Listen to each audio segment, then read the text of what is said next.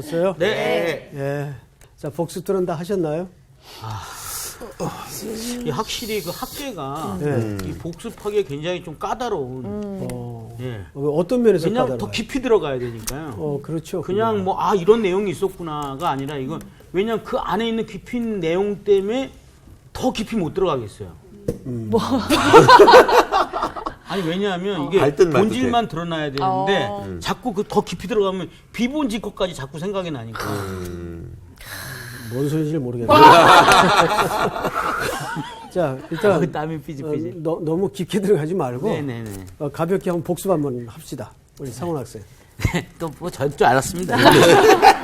이제 뭐. 2장도 이제 제가 봤을 때 처음 시작할 때 그 수룹 바벨과 그 수룹 바벨 뜻은 뭔지 아시죠? 눈물의 씨앗 그런 뜻이죠. 수룹 바벨과 앞에 거를 같이 해. 바벨론에 뿌려진. 바벨론에 심어진 눈물의 씨앗. 심겨진. 그렇죠. 예. 네. 여하튼 수룹 바벨과 그리고 여호수아와 그 다음에 남은 백성들을 놓고 또 말씀을 하십니다. 이제 건축이 다 됐는데 이제 학계가 이제 얘기를 하죠. 학계 선교사가 세 가지 질문을 던지기 시작합니다. 첫 번째가 이전 영광을 본 자가 누구냐. 그 두 번째가 이것이 어떻게 보이느냐. 세 번째가 보잘것 없지 않느냐? 보잘것 없지 보이지 않니? 뭐 이렇게 세 가지 질문을 합니다. 근데 과연 이 질문을 젊은 사람들과 아니면 좀 나이 드신 분한테 질문했을까? 그런 또 질문을 하셨어요. 네. 제가 틀렸지만, 그랬지만, 늙은 분한테, 늙은 분이래. 나이 드신 분한테 질문을 한 건데요. 왜냐하면 이전 성전이라는 건 솔로몬 시대 때의 성전이거든요. 그렇죠. 그 솔로몬 시대 때 그 빛과 번쩍한 그 성전을 보고 보잘것 없어 지금 재건축된 이 보잘것 보이지 않니 이 성전이 이렇게 질문을 한 의도가 우리 나이 드신 분들은 굉장히 막 눈물을 흘렸지만 그게 그냥 보잘것 없어 보인다는 차원보다도 그 안에 법궤가 없었던 거죠. 그래서 눈물을 굉장히 많이 흘렸던 거죠. 하지만 법궤가 이 상징적인 것 뿐이지 사실은 그 법궤는 그냥 그 안에 능력이 있고 하나님이 그 안에 계시다는 차원은 아니거든요. 우리는 그걸 놓쳐서는 안 됩니다. 그걸 관가해서는 안 됩니다. 학계 같아. 네? 학계 같아요. 그럼요. 그래서 오로지 이 예수 그리스도만 드러날 수 있게끔 우리 구약을 보면 구약은 뭐 공부 안 해도 되지 않나 싶냐. 모든 신약의 밑으로 내려갔을 땐 구약의 모든 그 어떤 메시아적인 예상을 왜 그런 자꾸 묻지 마세요. 메시아 오심을 나타내기 위해서 쭉 예수를 통해서 예수를 시작해서 예수로 끝나는 그게 바로 이 성경의 본질이 아닐까 싶습니다. 예. 자, 박수 한번 합시다. 너무 힘들어요. 네. 방금 공부한 것처럼 이렇게 소리가. 진짜 일주일이 되는데도 굉장히 생생해요. 대단하시네요. 자, 아유 좋았어요. 너무 좋았어요. 네. 우리 형기 학생은 어떻게 그래서 아까 그 질문 학계가 그 나이 드신 이제 늙은 분들에게 질문한 것 중에서 새로 지은 그 성전이 보잘것없지 않느냐라고 한 질문을 하면서 나이 드신 분들이 그것을 보고 되게 속상해하고 막 통곡했었잖아요. 그런데 뭔 얘기 하려고 했지? 잠깐만.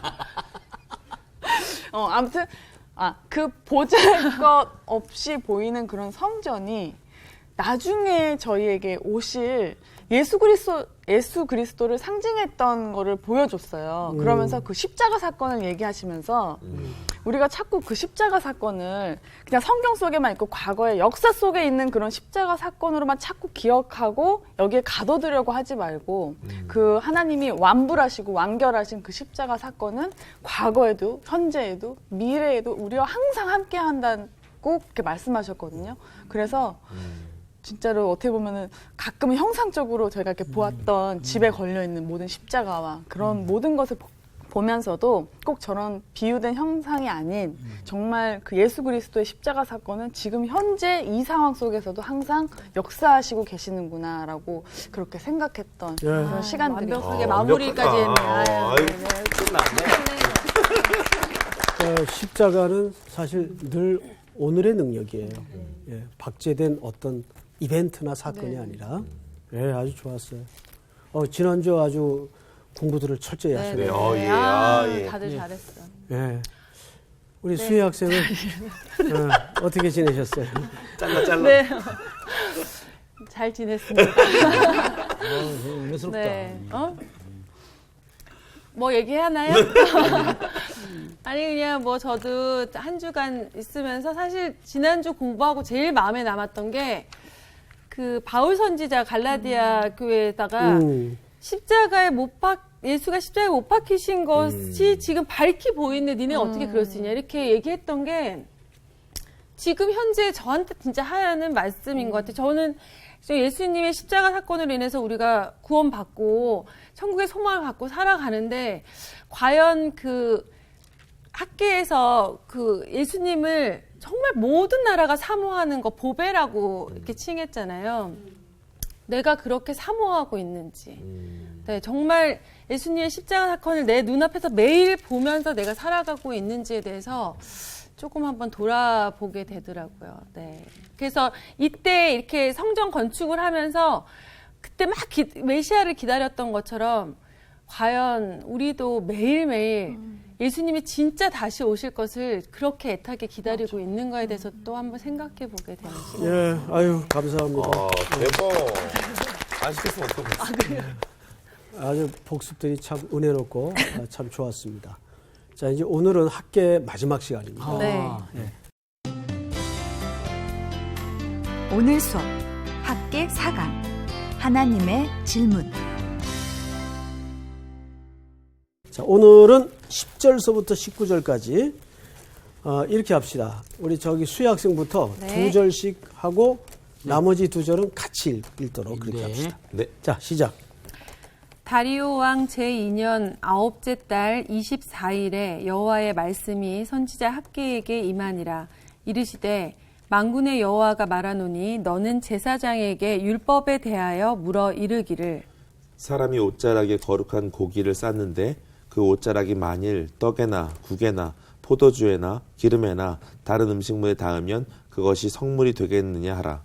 학개가 물음에 제사장들이 대답하여 이르되 아니니라 하는지라. 학개가 이르되 실체를 만져서 부정하여진 자가 만일 그것들 가운데 하나를 만지면 그것이 부정하겠느냐 하니 제사장들이 대답하여 이르되 부정하리라 하더라. 이에 학개가 대답하여 이르되 여호와의 말씀에 내 앞에서 이 백성이 그러하고 이 나라가 그러하고 그들의 손의 모든 일도 그러하고 그들이 거기에서 드리는 것도 부정하니라. 이제 원하건대 너희는 오늘부터 이전 곧 여호와의 전에 돌이 돌 위에 놓이지 아니하였던 때를 기억하라. 그때에는 20고루 곡식 더미에 이른즉 10고루뿐이었고 포도즙 틀에 50고루를 기르러 이른즉 20고루뿐이었느니라. 만군의 여호와가 말하노라. 내가 너희 손으로 지은 모든 일에 곡식을 마르게 하는 재앙과 깐부기 재앙과 우박으로 쳤으나 너희가 내게로 돌이키지 아니하였느니라. 너희는 오늘 이전을 기억하라. 9째 달 24일 곧 여호와의 성전 지대를 쌓던 날부터 기억하여 보라. 곡식 종자가 아직도 창고에 있느냐? 포도나무, 무화과나무, 석류나무, 감람나무에 열매가 맺지 못하였느니라. 그러나 오늘부터는 내가 너희에게 복을 주리라. 아멘. 네. 오늘 그 주제가 사실 하나님의 질문입니다.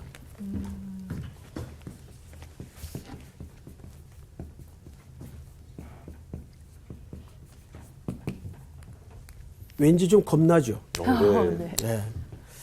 이제 하나님이 오늘 이 시간 우리 모든 학생들과 또 저에게 또 시청하는 모든 분들께 동일한 질문을 할 겁니다. 이 질문이 답하기가 쉽질 않아요. 예. 그러나 우리가 성령의 조명과 인도를 따라서 차근차근 질문의 의도로 들어가다 보면 이 질문이 어떤 답을 얻어내기 위한 질문이 아니라 하나님이 우리에게 깨닫게 하시는 데 목적이 있다는 것을 알게 될 겁니다. 네. 우선 질문을 좀 보십시다. 10절. 다리오 왕 제2년 9째 달 24일에. 자, 이것은 성전을 재건하기 시작한 지 3개월째 되던 해입니다. 3개월째 되던 해. 자, 1장 5절 한번 비교해 볼까요? 1장 5절을 우리 한기 학생 한번 읽어보세요. 그러므로 이제 만군의 여호와가 이같이 말하노니 너희는 너희의 행위를 살필지니라. 예. 그리고 1장 1절을 다시 한번 읽어보세요. 다리오 왕 제2년 여섯째 달 곧 그 달 초하루에 이게 한 3개월 지났죠? 네. 예. 네. 그리고 이제 너희의 행위를 살펴봐라. 라는 이제 이야기가 있었어요. 지난 시간인가요? 지지난 시간에도 말씀을 드렸지만 이 시기는 굉장히 바쁜 시기입니다. 굉장히 바쁜 시기예요.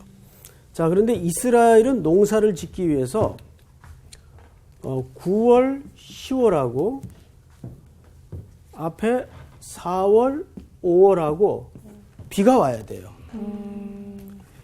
보통 4월, 5월에 오는 비를 무슨 비라 그러죠? 봄비. 봄비. 예. 틀린 건 아는데 속상하네요. 예. 뭐 9월, 10월이면 가을비? 예. 자, 그런 계절을 의도하는 게 아니고 이스라엘 농사는 조금 우리랑 달라서 이 4월 오는 비를 늦은 비라고 합니다. 늦은 비. 거꾸로 되죠? 네. 9월, 10월을 이른 비라고 합니다. 그러면 이때 농사를 시작해요. 그리고 이때 거둡니다. 무슨 소리인지 알겠죠? 네. 예. 계절력으로 봐서. 그러니까 이른 비와 늦은 비라는 말은 들어보셨죠? 네. 예. 이렇게 해서 이제 농사가 시작이 되는데 이 두 비가 다 중요해요.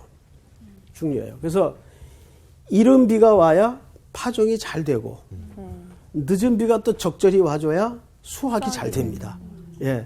그리고 지금 이스라엘 백성들이 성전을 건축하고 이 부흥회가 시작이 되는 계절은 가장 바쁜 시기에 이제 이 모든 역사가 시작이 됩니다. 자, 그런데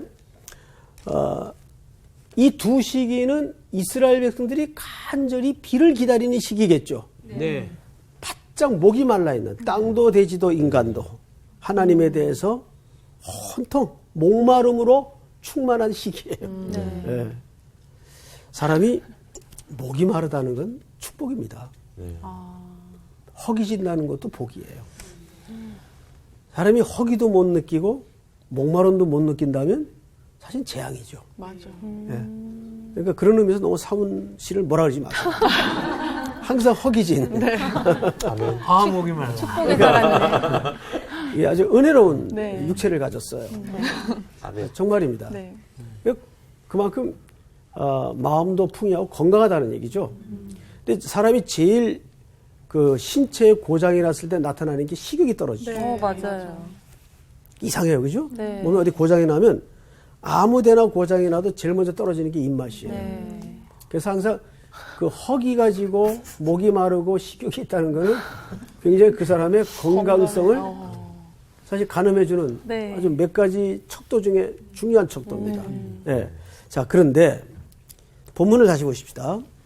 다리오 왕 제2년 9째 달 24일에 여호와의 말씀이 선지자 학개에게 임하니라 이르시되 만군의 여호와가 말하노니 너는 제사장에게 율법에 대하여 물어 이르기를 이제 하나님이 묻도록 학개에게 시키는 거죠. 네. 이제 질문을 잘 보세요.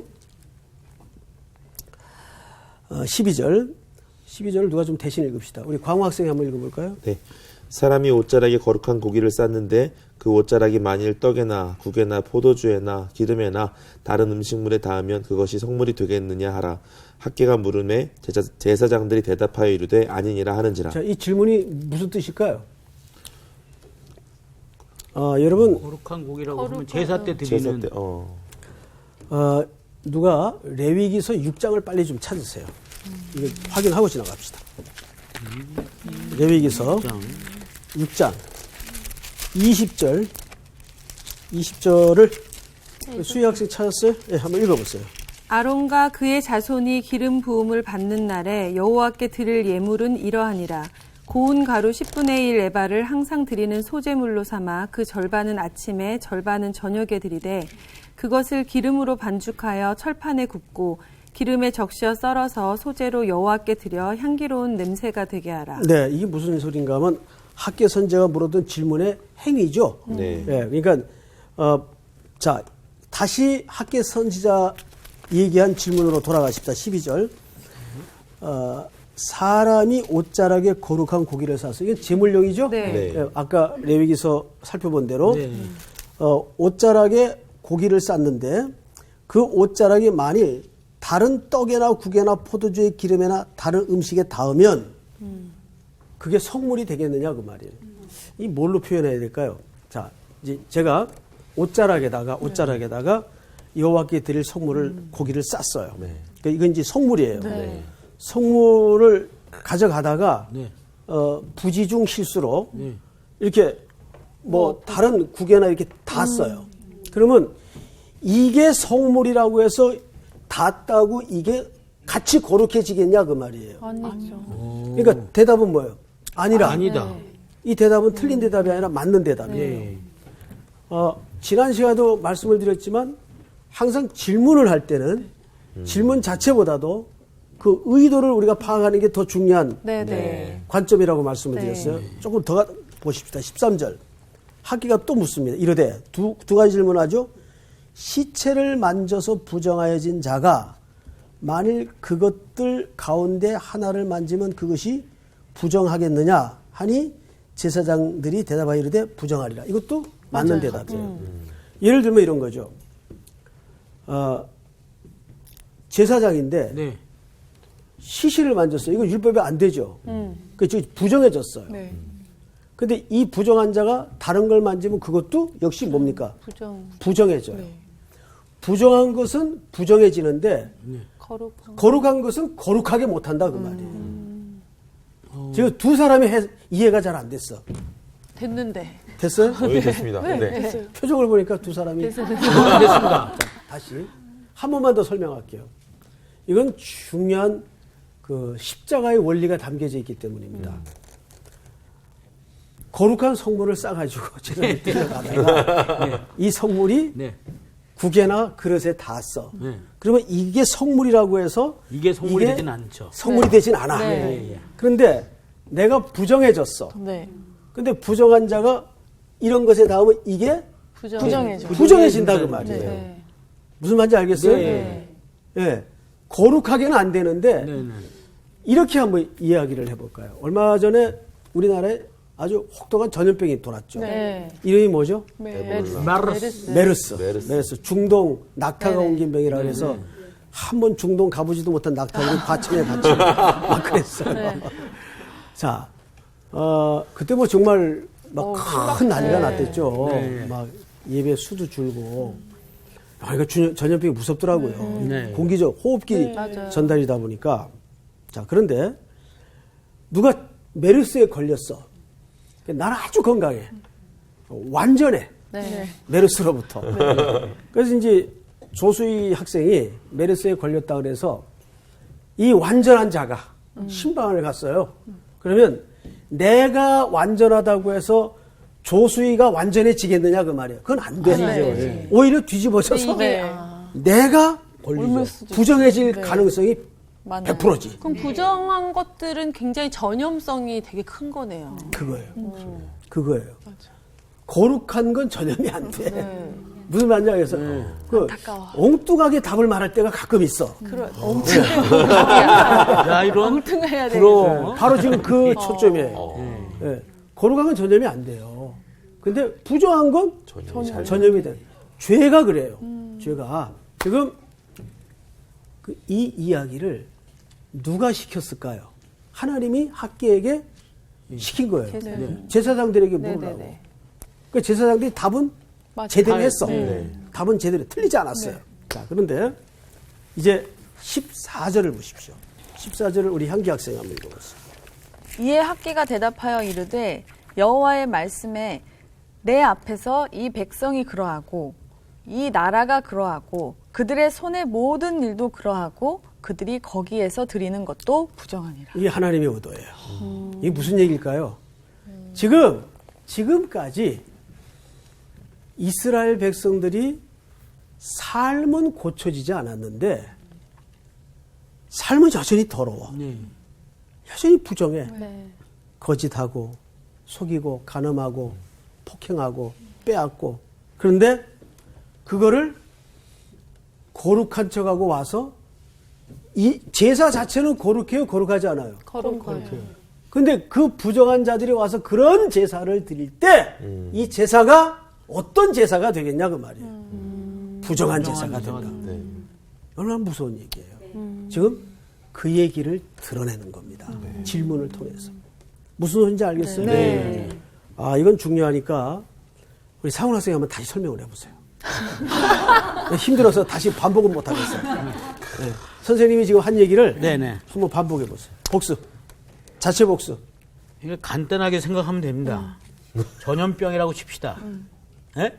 전염병이라고 치면 이 부정한 거 아니에요? 전염병이? 네. 그렇죠? 이 전염병이 완전한데 간다고 해서 그게 완전해지진 않는다는 거죠. 깨끗이 낫는다는 건 아니라는 네. 거죠. 오히려 그 지역이 다시 부정한 지역이 될 수 있는 거예요. 이해하시겠어요, 여기까지? 네. 그러니까 우리가 정말 중요한 것은 하나님께 제사를 드릴 때 내가 지금 완전하지 않고 깨끗하면서 받지 않은 상태에서 제사를 드리면 예전에 그 부정한 마음으로 제사를 드리면 이 제사가 과연 깨끗한 제사로 드릴 수 있겠냐는 얘기죠. 아니죠. 아니라는 거죠. 부정한 제사가 될 수밖에 없다는 거예요. 그걸 드러내고자 하신 거예요. 하나님께서는. 네.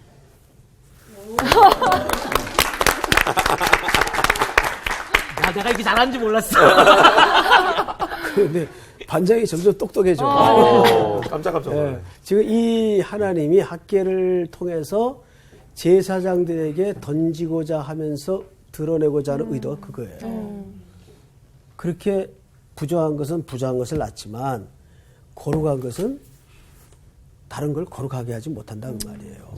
자, 그런데 15절을 우리 수희 학생이 한번 읽어보세요. 이제 원하건대 너희는 오늘부터 이전 곧 여호와의 전에 돌이 돌 위에 놓이지 아니하였던 때를 기억하라.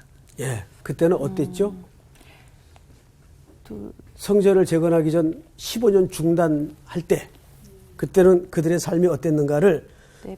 우리 한번 앞에 1장으로 넘어가서 확인을 좀 해볼까요? 내 집 짓고.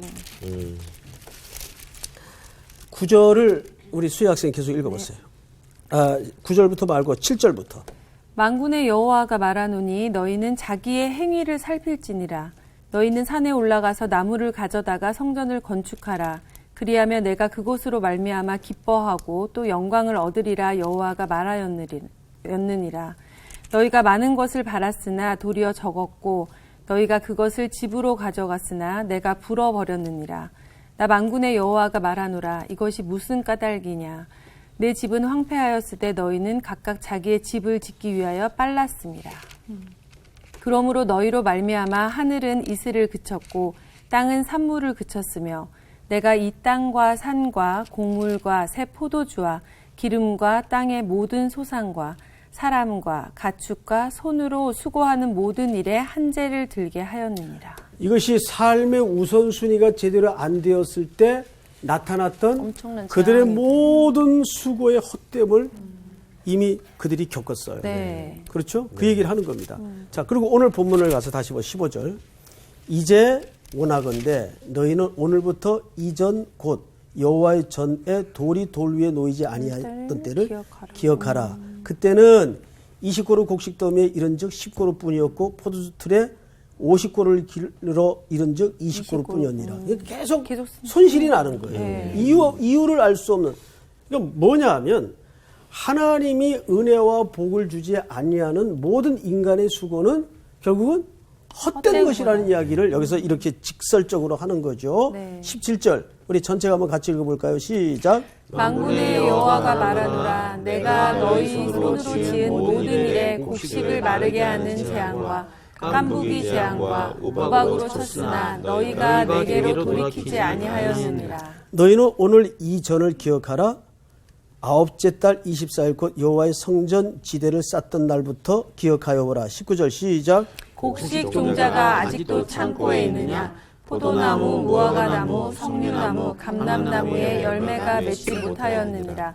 그러나 오늘부터는 내가 너희에게 복을 주리라. 아멘. 아멘. 그러나 오늘부터는 내가 너에게 복을 주. 이건 성전이 완성된 다음에 이야기입니다. 그러니까 모든 삶의 질서와 우선순위가 바로 잡혔을 때부터 하나님께서 이들에게 더하여 주시는 은혜와 복을 얘기합니다. 자, 그러면 조금 다시 처음의 이야기로 돌아가서 부정한 것은 부정을 낳아요. 그런데 거룩한 것은 거룩을 낳지 못해요. 예. 인간은. 그런데 이 모든 질서를 깨는 분이 한 분 계셨어요. 누굽니까? 예수 그리스도. 자, 대표적인 예로 여러분 나인성 과부 사건을 아시죠? 나인성이라는 조그마한 마을에 과부가 하나 예. 살고 있었는데 독자가 있었어요. 아, 이거. 그런데 그 과부의 독자가 죽습니다. 아, 이 언어만큼 처연스럽고 고독한 얘기가 있을까요? 슬픈 얘기가 있을까요? 과부는 아마 그 아들을 남편 삼아 친구 삼아 의지하고 버타면서 살았을 거예요. 근데 독자마자 죽은 과부, 무슨 소망과 희망이 있겠어요? 거기에 주변 풍경은 또 어땠습니까? 동네 사람들은 그 과부를 기껏 위로하는 방법이래야 같이 그 죽음의 슬픔을 가지고 울어주는 일 외에는 딱히 할 일이 없었어요. 그래서 외길에 동네 근처에 장례를 치르기 위해서 죽음의 행렬을 청년이 시신을 앞세우고 나아가고 있었어요. 근데 그 외길에서 누구를 만나죠? 제자들과 마을로 들어오시는 예수님을 만나요. 그러니까 생명의 행렬과 죽음의 행렬이 한복판에서 만나는 거예요. 그런데 예수님은 정통 유대인이에요. 네. 그렇죠? 근데 마을 사람들은 죽은 과부의 아들의 장례를 치르기 위해서 기껏 해줄 수 있는 거는 그 죽음의 슬픔을 가지고 울어주는 일 외에는 할 일이 없었어요. 그렇게 이 절망스러운 행렬은 동리 밖으로 나아가고 있는데 예수님이 제자들과 생명의 행렬을 이루어 안으로 들어오고 계세요. 마을 안으로 들어오고 계세요. 그리고 예수님이 그 여인에게 첫 번째 했던 말이 뭡니까? 슬퍼합니다. 울지 말라. 울지 말라. 아무도 죽음 앞에 울지 말라는 사람을 말라고 말하는 사람은 주님밖에 존재하지 않습니다.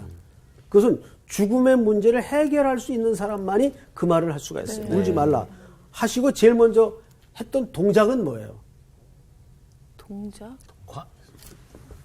여기 지금 뭐라 그랬는데? 관에다가 이렇게 손을 대죠. 예. 자, 그러면 그거는 율법에 어긋나는 거. 어긋나는 거죠. 관은 죽음의 시신은 뭐의 결과예요? 죽음의 결과예요. 사망의 값이에요. 여기에 손을 대서는 안 돼요. 그 이유가 뭘까요? 여러분, 우리가 구약에 나시린이 있어요. 그죠? 예. 나시린이 금해야 될 세 가지가 뭐죠? 첫째? 술. 여자, 아니, 저기, 머리. 삭돌 대지 말 것. 예. 그 다음에 시체 만지지 말고. 시신을 만져서는 안 돼요. 이 모든 것을 한꺼번에 몽땅 깨는 사람이 누구예요? 삼손이죠. 삼손. 삼손 술 때문에 넘어갑니다. 그리고 머리가 잘리죠. 그리고 사자의 시신에 손을 대죠. 그러니까 여기서 꿀을 따먹지 않습니까? 이걸 다 어겨요. 그럼 나시린이 이걸 어겨서는 안 되는 이유가 뭐예요? 안 되는 이유가 술이라는 것은 단순히 성경에서 두 가지로 사용을 하는데 첫째, 이거 축제용으로 등장을 해요. 예를 들면 요한복음 2장에 가나 혼인잔치 때는 이것은 하나의 축제용이었어요. 즐거움. 결혼잔치의 기쁨의 상징으로서의 등장이에요. 그러나 또 하나는 술을 마셔서는 안 돼요. 왜? 이것은 단순히 어떤 윤리나 도덕적이나 건덕의 문제가 아니라 술이 우리 몸에 들어가면 우리를 장악을 해요. 지배를 한단 말이에요. 예? 그래서 술을 금해야 되는 크리스찬의 가장 중요한 명분은 건덕이나 모양새 때문이 아니고 예수 그리스도를 주로 고백하기로 인생을 새로 시작하는 사람은 다시는 성령 하나님 외에는 내 인생의 주도권을 다른 것에 맡겨서는 안 된다는 메시지 차원에서 술 취하지 말랍니다. 그래서 에베소서 5장 18절에 보면 8절인가요? 18절인가요? 18절인가요? 술 취하지 말라. 오직 이는 방탕한 것이 오직 성령의 충만을 받으라. 거기 충만이라는 말은 지배 개념이거든요. 그러니까 이것은 절대 우리 한국교회 신자들이 문화의 문제가 아니에요. 이거는 건덕의 문제도 아니에요. 신앙 고백의 문제예요. 그래서 술 해서는 안 돼요. 이건 절대 이건 양보할 수 없는 성경의 진리입니다. 자, 그러니까 이 술의 문제는 내가 누구의 지배 아래 있는가의 신앙 고백이에요. 그 다음에 또 하나가 시신은 뭐의 결과예요? 죄의 결과예요. 죄. 죄의 값은 뭐죠? 사망의 결과가 뭐예요? 죽음. 시체예요. 네. 여기에 손을 내지 말아야 되는 것은 뭐냐면 나는 더 이상 이 죄와 사망과는 이제는 관계가 없는 사람이라. 그래서 이게 나시린이에요. 그러니까 나시린은 원래 뜻이 그래서 구별되어진 자입니다. 수동형이에요. 네. 그러니까 예수님은 정통 유대인으로서 여기에 손을 대서는 안 돼요. 그런데 온전한 거룩하신 분이 시신의 손을 대니까 관의 손을 대니까 죽음이 일어나잖아요. 청년이 살아나잖아요. 그 얘기예요. 오직 주님만이 거룩하신 완전한 거룩하신 분만이 부정을 거룩으로 만들 수 있는 거예요. 결국은. 그러니까 이 학개서에서 말하고 있는 모든 제사장들과 이 땅의 제사들은 온전한 제사가 아니라는 거예요. 그래서 그리스도께서 결국은 십자가에 온전한 제물이 되어주시는 거예요. 그러니까 결국 이 얘기도 그리스도의 이야기입니다. 그러니까 우리가 제사를 좀 더 정성껏 드리자 그 얘기 아니에요. 그 얘기 아니라 정말 주님이 그래서 제물 되어질 수밖에 없었구나. 거룩하신 분이 부정한 몸을 입고 육신의 몸을 입고 이 땅에 오셔서 제사의 제물로 드리셔서 온 세상을 깨끗게 하시려고 하나님의 택한 백성들을 정하게 하시려고. 그러니까 지난 시간에도 강조를 했지만은 예수의 보혈의 공로는 늘 현재예요. 네. 오늘도 나는 그 보혈의 공로가 필요합니다. 자, 이 외에도 예수님이 그 혈류증 앓던 여인을 어떻게 하십니까? 그것도 네. 누구 고치러 가다가 길거리에서 일어난 일이죠. 대부자. 어떤 일이었어요? 옷자락을. 사람들이 막 옹이하여 미니까 그 관중틈에 끼어있던 평생 이 고치지 못하는 질병을 끌어안고 건강도 재산도 다 잃어버린 참 불운한 한 여인이 용기를 내서 예수님 옷자락에 손을 대죠. 그러니까 부정한 것이 거룩에 다진 거예요. 그럼 누가 부정해줘야 돼요? 예수님이 부정해줘야 되죠. 네. 그래서 예수님이 그 부정을 뒤집어 쓰고 온 세상을 거룩하게 만드시는 거예요. 그래서 거기서 놀라운 사건은 뭐냐면 아니 그러면 예수님도 참 이상한 분이셔. 누가 손 댔으면 아이 사람 많아서 누가 미나보다 그러고 빨리 좀 고치러 가셔야 될 거 아니에요. 멈춰 서 가지고 누가 그랬냐 또 따져요. 능력이 빠져나갔어. 분명히 누가 손 댔어. 그러니까 여인을 공동체 앞으로 불러내죠. 이게 교회예요. 그 기가 막힌 환란 많은 인생 속에 그 여인을 불러내는 거예요. 원래 교회라는 말이 에클레시아죠. 에클레시아라는 무슨 말이에요? 불러냄을 입은 자란 뜻이에요. 그래서 회중 한복판으로 이 고난을 짊어지고 살았던 여인을 불러내는 거예요. 그게 바로 교회예요. 그게 우리의 모습이에요. 그래서 예수님은 그 고칠 수 없는 혈류증을 끌어안고 평생을 살아야 했던 여인의 죄와 질병을 부정으로 끌어안고 거룩하게 만드시는 거예요. 그게 십자가의 죽음이고 사건 아니겠어요. 예. 그러니까 예수님은 오늘날에도 우리에게는 매일매일 구속의 은혜를 허락하고 계시는 겁니다. 여러분 혹시 골로새서 2장을 좀 열어주세요. 골로새서 2장 6절 7절 우리 한번 같이 읽겠습니다.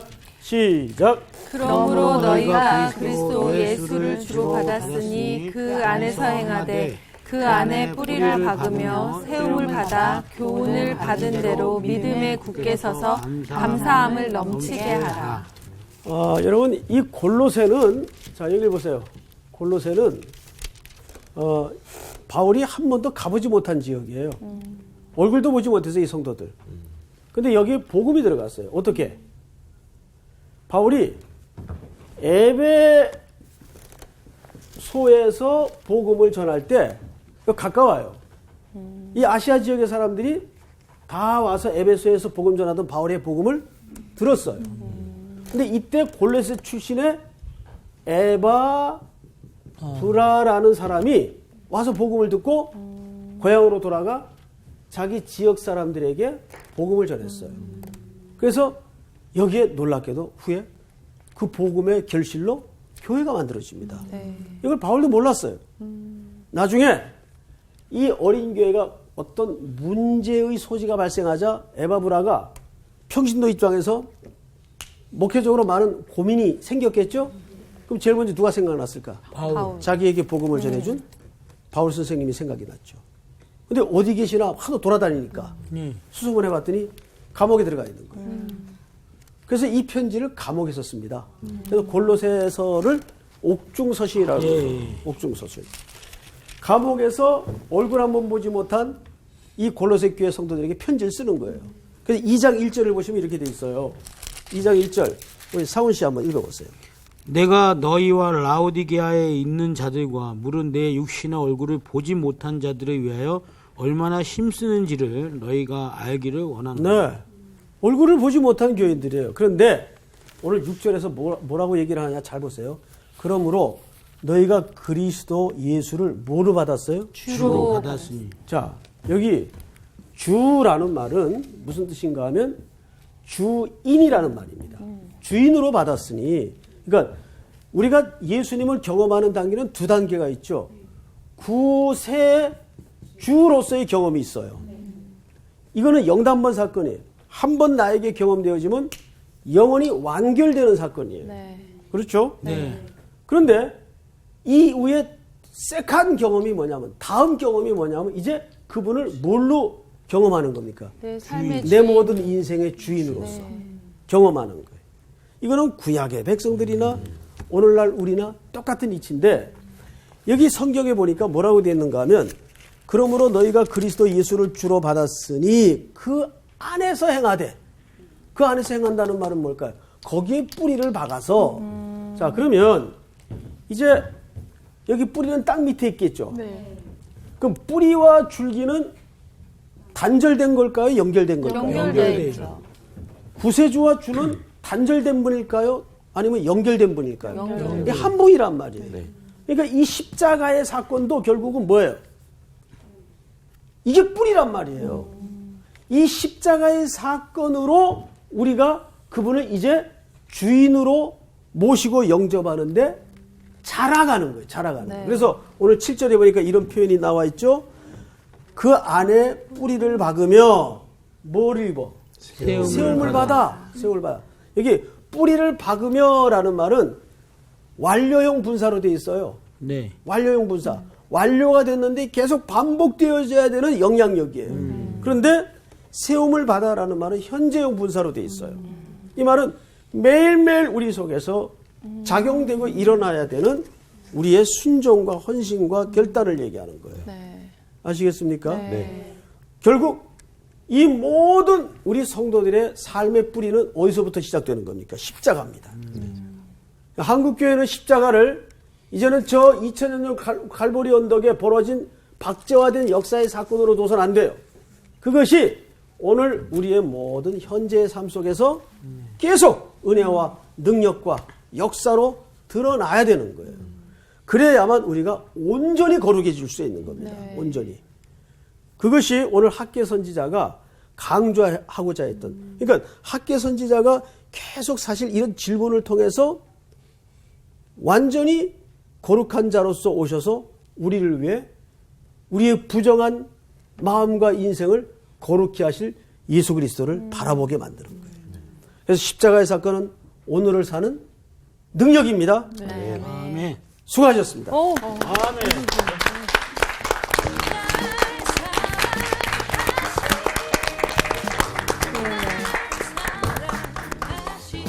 이제 학계서가 끝난 거죠.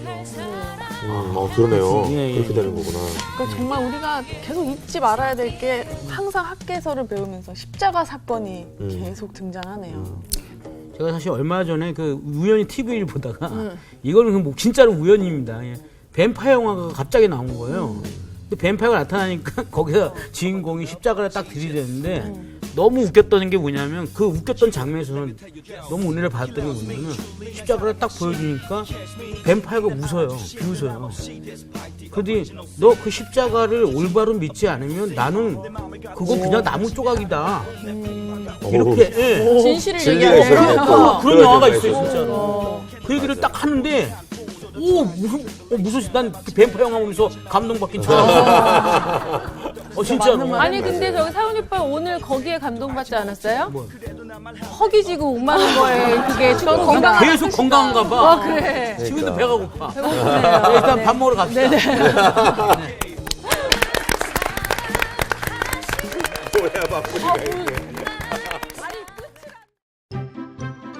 이번 주 퀴즈입니다. 드로아에서 창가에 걸터 앉아서 바울의 설교를 듣던 중 졸음을 이기지 못해 떨어져 죽었다 살아난 청년은 누구인가요? 1번 유두고, 2번 소바더, 3번 삭개오. 정답을 아시는 분은 CBS 성서학당 홈페이지에 정답을 올려주시거나 우편으로 보내주시면 됩니다. 보내실 곳은 서울특별시 양천구 목동소로 159-1 CBS 성서학당 담당자 앞입니다. 연락처를 꼭 남겨주세요. 선정되신 분들에게는 대한성서공회에서 성경, 송태근 선생님의 캐도남마 다니엘서, 신우인 선생님의 땅과 하늘의 갈림길에서, 성경 통독을 위한 최고의 자습서 성경 2.0 가운데 하나를 드립니다.